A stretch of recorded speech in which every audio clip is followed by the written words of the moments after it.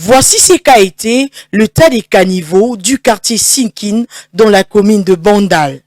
Boucher, ces caniveaux causaient beaucoup d'inondations et empêchaient la population de ces coins à vivre aisément. Odeurs nauséabondes, moustiques, maladies infectieuses sont de mots auxquels était exposée la population.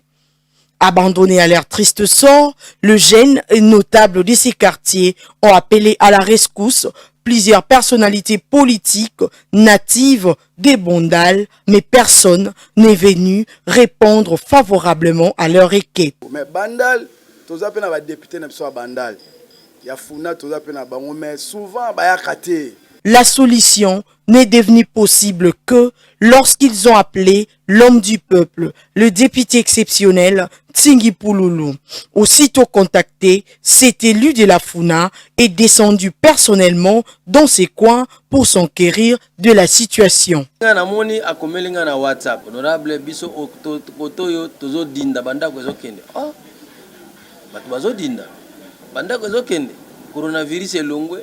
Poutine a remplacé puis to pema muke bino bani suko dinda lokola yo za vivant oza nani o ngana za monsieur Arnold monsieur Arnold wa ona bandal c'est pareil kuna bokolela soma ngama kodinda susu biso na selemba otolela bino pesu bolela na zu message na yewana na tindi pa conseiller juridique na ngai bokota en contact na muto yo boye basoki aza anarquer ou bien eza vraiment problème ya solo ko bato mususu akobeta bord mais eza nango aza na anarquer azoluka kaka benda mwa eloko bajene moko babetanga boro wana na badialinga na pesa pe mbongo ya libulu me mbongo na bakabola balia kutu la police nde kanga bango po moko ya ba capitaine ya la police na bité ngai na yeba kentinga tinaki mbongo musali musala nta kangi bango tie yeko yeba na pena quartier na badialinga bato muso pesi mbongo boye basala musala bale yango toyebi ke bato ebele bayebi role na bango te yango ezosenga biso badepute tokomaka sikoyo na misala oyo ya biso te wana ezali travail ya exécutif chef du quartier bourgmestre ministre provincial na gouverneur musala na bango bon kokontinue koyebisaka bato makambo balingi na bango yango te donc ye aza wana abengaka excellence bon totangaki na baklasse bato mosusu tozalaka na bango na classe aza zoba nyonso koloba ya boyi tcheleka réponse to moni bango pe na politique to sa boni to sito mesana déjà to tanga kina bato ndengo na to bota beta ba famille musu bozana ndeko na bino abelaka mutu bozo pese même kisa mela aboyi abeti même yo to mesana ko vana na bango to kuti bango na politique mutu alingo benge mokonzi mais musala ya zo sala yo ya oba pese ya kimokonza yebi na yango te soko rappeler ye aswani siyo to kutena bango na politique to sa boni. Avec ce qui espérait en lui, l'honorable Ntingi Pouloulou apporte enfin la solution tant entendue. Étant l'homme qui vit dans le peuple, c'est-à-dire celui qui comprend le peine de la population, Tsingi Pouloulou remet une enveloppe d'une somme importante pour financer le curage de ces caniveaux dont l'État inquiétait la population. Epesa mobulu te bozwa mbongo wana bosala musala buluwe mutuka bozwi biloko nyonso na bokoti koluka bango na selembao balibulu eza na selembao mabulu na selembao ezali na chaque quartier na selembao. Touché par cet acte philanthropique, le bénéficiaire n'ont pas pu retenir leur langue. C'est très positif. Hein? Pourquoi? En tout cas, Bandal les angi batute, Bandal les angi mbongote, mes angi volonté. Ouan est vrai. Tous les moi bloqué, tout bengi honorable le même jour et le même jour aïe. Aïe pourquoi on a remercié qui est nango. Et tout ça, la continuité de l'autre Kolongola, la salité. On ne peut que lui dire merci pour ça. Et ça montre que c'est une personne de cœur. Et ça lui biso bien mingi. Monique Tonzimi, to Nasimba Papa ou Boto Kota, parce que c'est un homme de grand cœur. Robineka, merci. En tout cas, merci beaucoup. Impression nanga, ils ont vraiment mingi. Na remixé. On a oya sala, elingo la kisake, azako assister. Bato yo, bazana mao. Alors, moto assistera bato bazana mao, nzamba tika gaite. Vraiment, awe zalaki, venaki, soki mboule beti. Donc, je m'en ai que macadam mais ndako nyonso awa mama ekotaka parce que terrasse ezalaki awa donc moyen te mabele nyonso ozomona ebele donc ezalaki tout na terrasse awa vraiment honorable ntango babengaki ye atali amoni vraiment ke no akokotika circoncision na ye te yango aye kosunga biso apesi mwa coup de pouce yango mutuka monene atindi tozolongola biloko tout salongo esalamaki banda samedi dimanche ti lelo tozocontinue donc mutuka oyo tomobilize yango mpona elongola bainondisi oyo nyonso tokende bwaka tuka badepute baza ebele awa bapatrik muyaya badavid mukeba banani me ata mutu moko te aya awa patrik muyaya aza na nsima awa aza kofaa na nsima awa david aza quelque part awa mais azotika bandal en tout cas vraiment eloko na koyebisi na koremercie nzambe abakisa na oyo ebimaki nzambe ebandeki kozongisela ye vraiment biso mpe tokokanisa ye na ntango makambo yango ndenge ebandaka vraiment tokotika ye te tokotia ye kaka po nzambe akosunga ye. Geste honorable à Sali, en tout cas, ça me va droit au cœur. Baza et belete.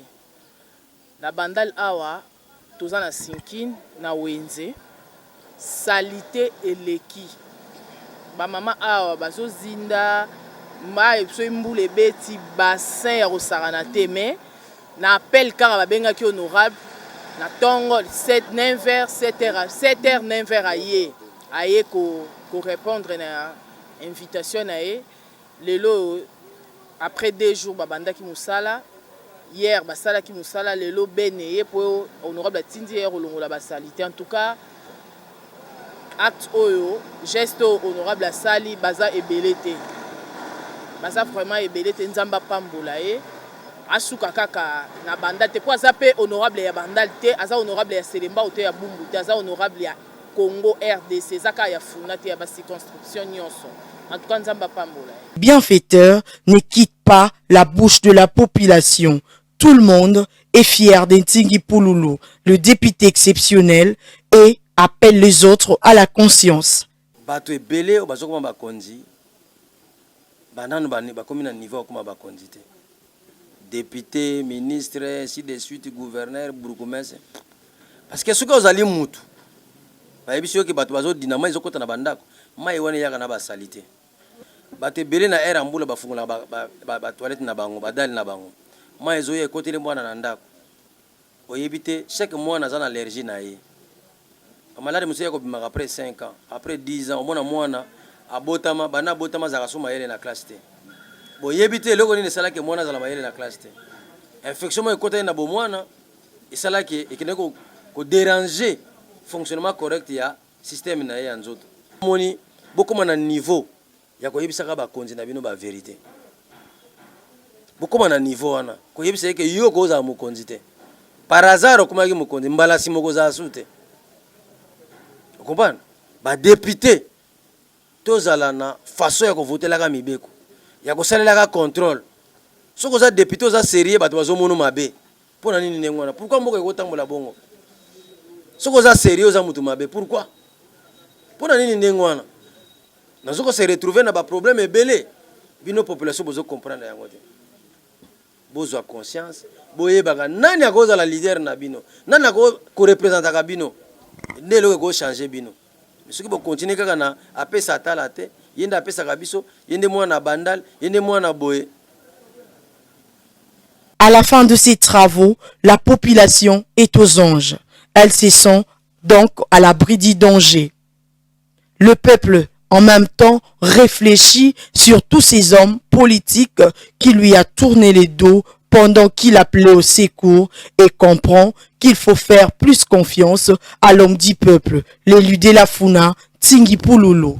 D'autres vont même plus loin en lui demandant d'être candidat à la magistrature suprême aux prochaines élections.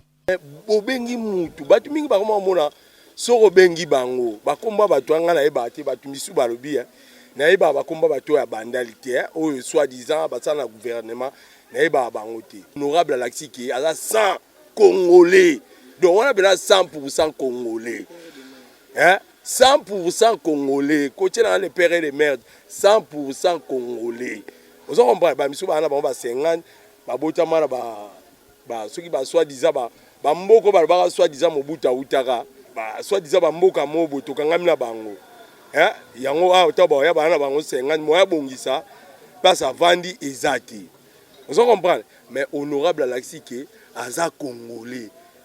Babengi appel à 7h, na 9h à Koueli Bato. A sali ou à Rosa. Bon, il m'a otala ba mabeli. Botala. Botula maman même à Wenze. Bon, mona ke mutu alingi Bato. Et bon, mutu ato lingata comme ministre.